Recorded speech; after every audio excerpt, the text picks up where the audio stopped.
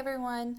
Today you're going to be making an op art project. This is art that makes an optical illusion, and you'll have an opportunity to draw your optical illusion so that it looks like a tunnel going back into space. And we have some wavy lines around in our tunnel. Make sure you look through the PowerPoint and learn about our op art artist named Bridget Riley. Have fun exploring her work. Don't let her optical illusions make you dizzy. Okay, so to start this project, you're going to start by cutting your paper into a square. You don't have to do this part, but it will certainly make it easier. And when you cut your paper into a square, you can use a ruler to make sure that it is as tall and it is wide so that you have a square. And use your ruler to draw a straight edge across so you know where to cut. Now, your first step, if you've noticed, there's some straight lines that divide our paper.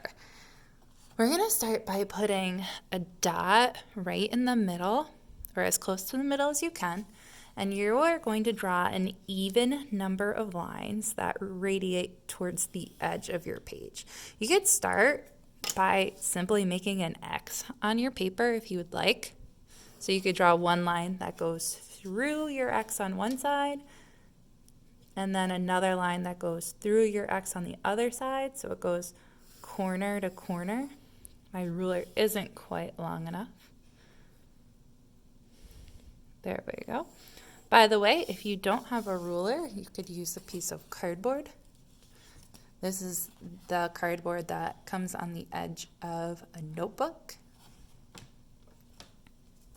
And after you have 4 lines, that makes an X, we're going to work on adding 2 more lines on each side of our paper so that it'll look something like this. And I can draw 2 lines at once here. So I'm going to kind of hold my ruler so I can draw another section going from one side to another. And I'm going to try and divide that space again here. So I'm going to divide it up. It's okay if your triangle slices aren't exactly even. Just do the best that you can. And I'm going to add 2 more. Okay. And for this last part, we're all going to kind of double check that we have the right number of lines. You want an even number. So when you count your lines, I would start in one corner and leave your finger there so you know that this is number 1. If you want to label it number 1, you can. So I'm just going to count to make sure I have an even number. 1, 2, 3, 4, 5, 6, 7, 8, 9, 10, 11, 12. And I have an even number. Again, I'm counting the lines. I'm not counting the space between. I'm counting the line. If you don't have an even number, you can just add 1 more in. Okay, so once you have that, we're going to start to draw some curved lines. So on one slice, they're going to all curve going out towards the edge of the page. And then on your next, they're going to curve in towards the middle of your page. So let's see what that would look like. So you're going to start just by putting 1 ring around your whole slice, or around your whole circle there. So you're going to curve towards, then you're going to curve out.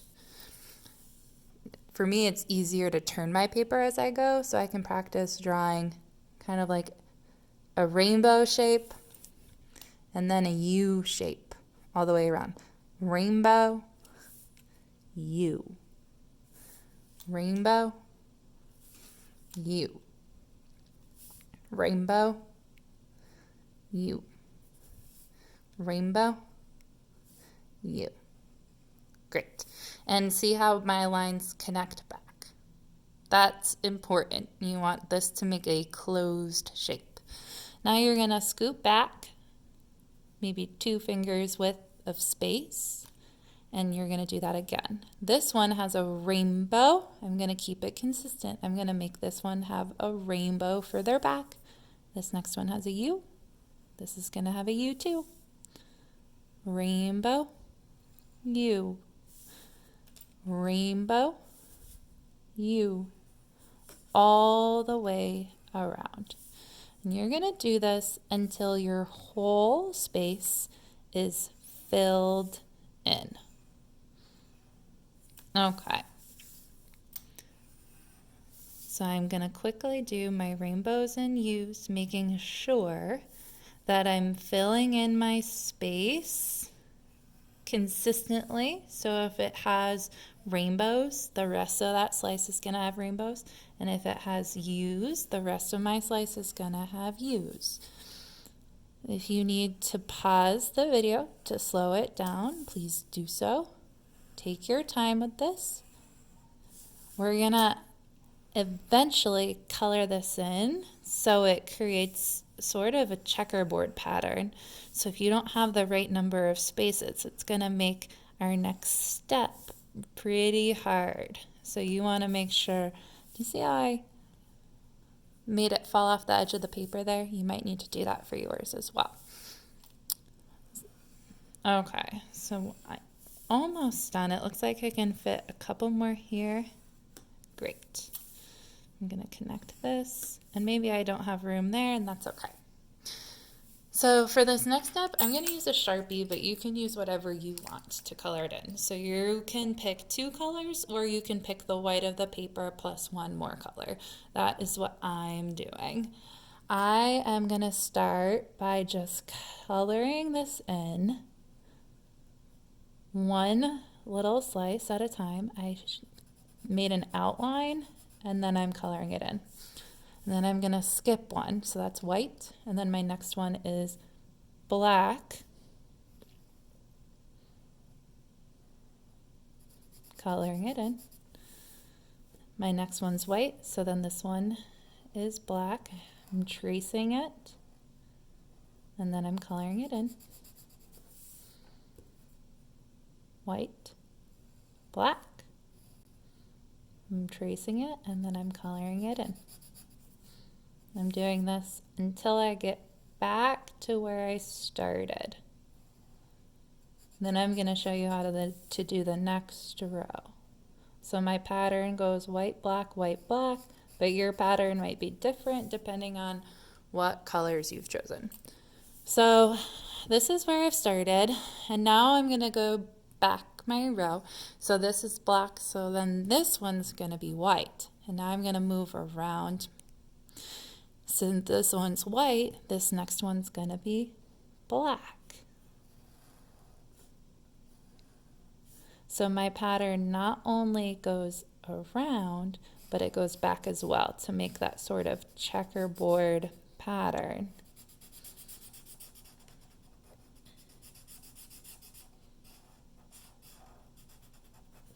So then, since that one's black, this one's white, this one will be black.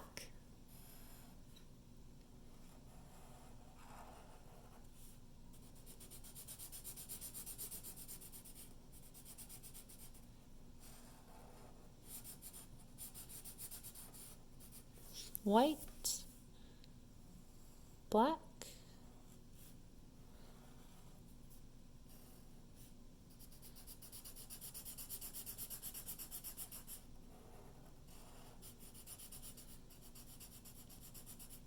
and white.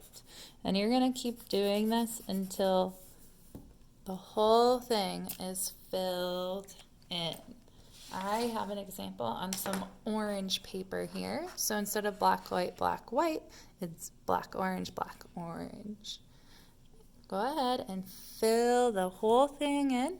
And when you're all set with this, take a picture and show me in Schoology.